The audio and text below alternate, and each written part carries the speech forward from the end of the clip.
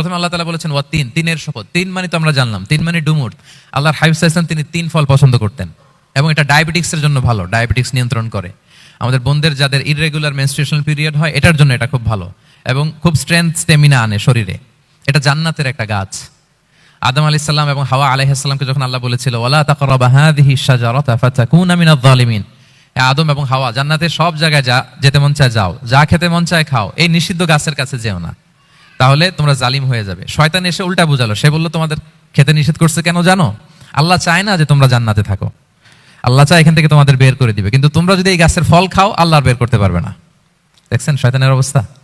শয়তান কিন্তু নেগেটিভিটি নিয়ে সামনে আসে না, আসে খুব আপনার ওয়েল উইশার হিসেবে, উপদেশ নিয়ে, খুব ভালো একটা পজিটিভ ওয়েতে আসে।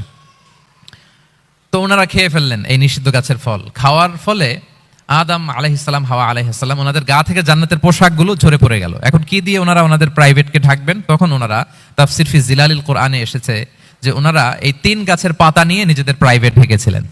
সুবহানাল্লাহ।